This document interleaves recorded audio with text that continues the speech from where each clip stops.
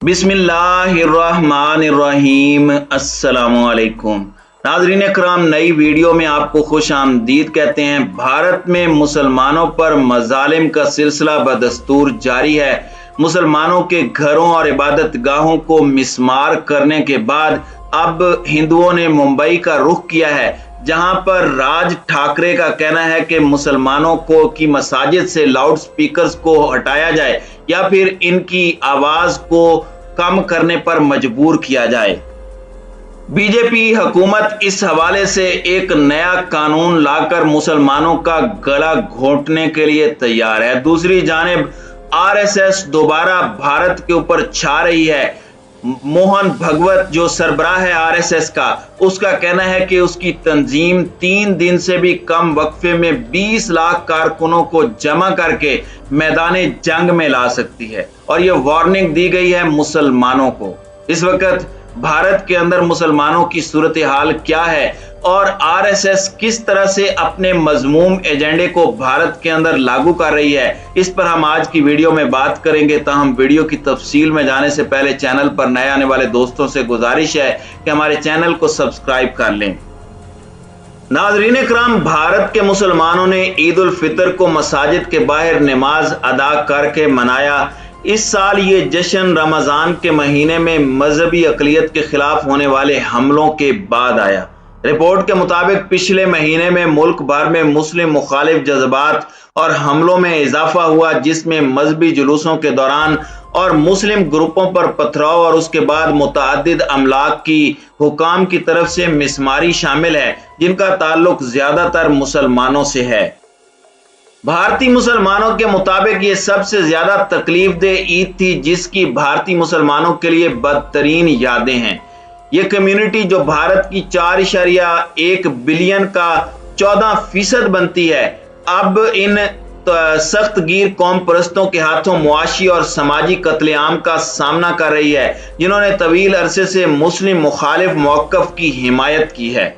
भारत की हुक्मरान हिंदू कौम परस्त भारत जमात भारतीय जनता पार्टी के कुछ रहनुमाओं ने तशद्दुद की खामोशी से हिमायत की है, जबकि वजीर आजम मोदी अब तक इस पर खामोश हैं और भारत की सबसे बड़ी इंतहा पसंद हिंदू तंजीम आरएसएस की खुलकर पुष्टपनाही करते हैं। रमजानुल मुबारक और ईद पर मुतनाज़े कश्मीर के जेर कंट्रोल हिस्से में कम अज कम 20 जंगजुओं और 2 शहरी अपनी जानों से जिंदगियों से हाथ धो बैठे हैं। 5 अगस्त 2019 से आर्टिकल 370 के तहत कश्मीरियों को अपने घरों में कैद करके और तमाम मुआसलाती निज़ाम को मुनक़ते करके कश्मीरियों पर मजालिम की मुख्तलिफ हथकंडों से वो मिसालें कायम की गई हैं। जब कर्फ्यू उठने के बाद दुनिया के इल्म में आएगा तो फिर हिटलर की याद ताज़ा हो जाएगी। दुनिया ने कश्मीरियों को हिटलरिज्म सोच के मालिक नरेंद्र मोदी की हुकूमत के रहमो करम पर छोड़ दिया है। बिलाखिर उनकी आहें और बद्दुआएं रंग ले आईं। आजादी का जो नारा कश्मीर की फिजाओं में गूंजता था, अब वो पूरे भारत की फिजाओं में उसकी गूंज को सुना जा सकता है। कश्मीरियों ने जो सब्र किया, अल्लाह की मदद ने भारत को ऐसे इम्तिहान में डाला कि उस ही में से कश्मीरियों की आजादी का रास्ता हमवार होगा। भारत इस वक्त पूरी तरह दहशतगर्दी और इंतहा पसंद हिंदुओं के नरगे में घिर चुका है और निचली सतह से लेकर हुकूमती सतह तक उन्हीं का तोती बोल रहा है।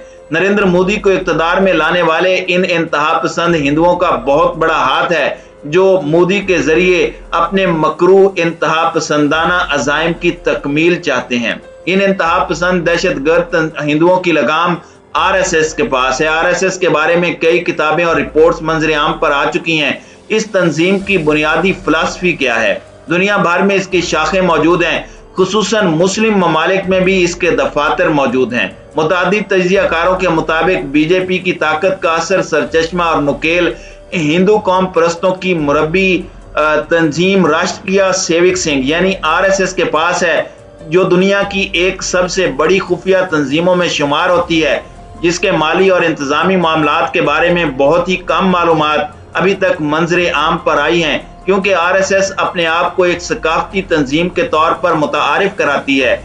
मगर हाल ही में इसके सरबराह मोहन भगवत ने यह कहकर चौंका दिया कि हंगामी सूरत हाल में उनकी तंजीम सिर्फ 3 दिन से कम वक्फे में 20 लाख कारकुनों को जमा करके मैदान जंग में ला सकती है। उन्होंने ये बताने की भी कोशिश की कि आरएसएस की तंजीमी सलाहियत और नज़्म ज़ब्त फौज से बदरजा बेहतर है। पार्टी लीडर रोजमर्रा के फैसले करने में आजाद होते हैं, मगर अहम फैसलों के लिए इनको आरएसएस से इजाजत लेने की जरूरत होती है। बीजेपी में सबसे ताकतवर ऑर्गेनाइजिंग जनरल सेक्रेटरी आरएसएस का ही नुमाइंदा होता है और इसमें एक खास हैसियत के बाद सिर्फ गैर शादीशुदा कारकुनान ही आला ओहदों पर फाइज किया जाता है। आरएसएस में शामिल होने और पोजीशन हासिल करने के लिए हिंदुस्तान के वजीर आजम नरेंद्र मोदी ने अपनी एहलिया जसूदा बीन को शादी के चंद साल बाद ही छोड़ दिया था। इसलिए आरएसएस की पूरी लीडरशिप गैर शादीशुदा लोगों पर मुश्तमिल है। आरएसएस के सबसे निचले यूनिट को शाखा कहा जाता है। एक शहर या कस्बे में कई शाखाएं हो सकती हैं। हफ्ते में कई रोज दिल्ली के पार्कों में ये शाखाएं ड्रिल के साथ साथ लाठी, जोडो कराटे और योगा की मश्क का एहतमाम करते हुए नजर आते हैं। वर्जिश के साथ साथ यूनिट का इंचार्ज ज़हन साजी का काम भी करता है। आरएसएस के सरबराह को सरसंघ चालक कहते हैं और इसकी मदद के लिए सीनियर अरकान इसके साथ होते हैं और इसके बाद इसके 6 तंजीमें ढांचे हैं। नाज़रीन इकराम, बीजेपी की आला लीडरशिप में फिलहाल नरेंद्र मोदी और अमित शाह आरएसएस के कारकुनान हैं। इसके बावजूद आरएसएस ने अपने 2 सीनियर प्रांत आचार्य राम माधव और राम लाल को बीजेपी में बतौर जनरल सेक्रेटरी तैनात किया हुआ है ताकि हुकूमत की हर लम्हे की खबर उन तक पहुंचती रहे। इस तंजीम की फिलॉसफी ही फिरका वारियत, जमहूरियत मुखालिफ और फाशिज्म पर यकीन रखती है।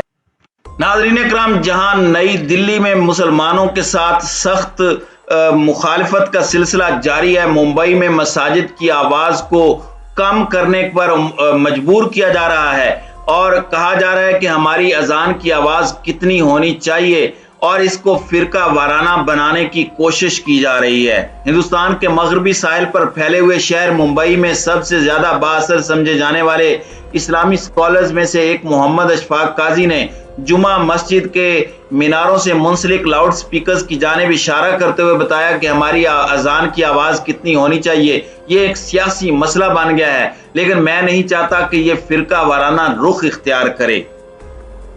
हिंदू पार्टी के रहनुमा राज ठाकरे ने अप्रैल में मुतालबा किया था कि मसाजिद और दीगर इबादत गाहों को शोर करने की इजाजत एक हद तक होनी चाहिए और उन्हें उस हद में रहना चाहिए। अगर इबादत गाहें ऐसा नहीं करती तो उनके पैरोकार एहतजाजन मसाजिद के बाहर हिंदू इबादत करेंगे। राज ठाकरे ने भारत के मुआशी हब और महाराष्ट्र के दारुल हुकूमत मुंबई में गुफ्तगू करते हुए कहा कि अगर मजहब एक निजी मामला है तो फिर मुसलमानों को साल के पूरे 365 दिन लाउड स्पीकर इस्तेमाल करने की इजाजत क्यों है। उनका कहना था कि मेरे प्यारे हिंदू भाई बहनें और माएं इन लाउड स्पीकर्स को नीचे लाने में एक हो जाएं। नाज़रीन इकराम, आज़ादी के बाद से हिंदुस्तान भर में खून रेज फसादात वक्फे से फूटते हैं। 2020 में दिल्ली में शहरियत के कानून के खिलाफ मुजाहरों के बाद दर्जनों अफराद जिनमें ज्यादातर मुसलमान थे मारे गए थे। इन कवानीन के बारे में मुसलमानों का कहना है कि उनके साथ इम्तियाजी सलूक किया गया है।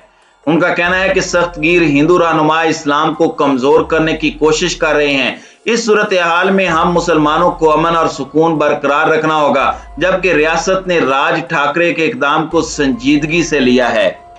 नाज़रीन इकराम, आरएसएस के हकायक आपके सामने लाने का सिर्फ एक मकसद है कि ये वो नाजुक मोड़ है जिसमें मुसलमानों को इत्तेहाद की अशद जरूरत है। हमारा दुश्मन अयार, मकार, चलाक और मुनज़्ज़म है। आरएसएस के अहम लीडरों का कहना है कि मुसलमान दीमक की मानंद हैं, इनका सफाया करना इंतहाई जरूरी है। इनकी बढ़ती आबादी एक बड़ा खतरा है।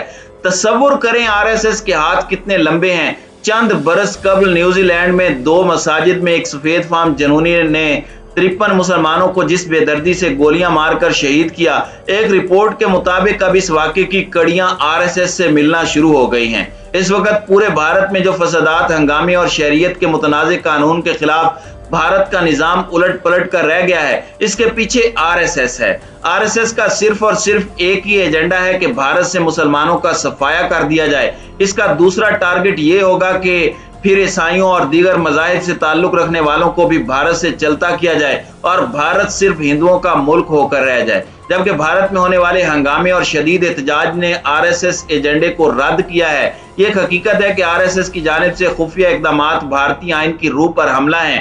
تصور کریں جب روح ہی باقی نہیں رہے گی تو پھر بھارت کیسے قائم رہے گا؟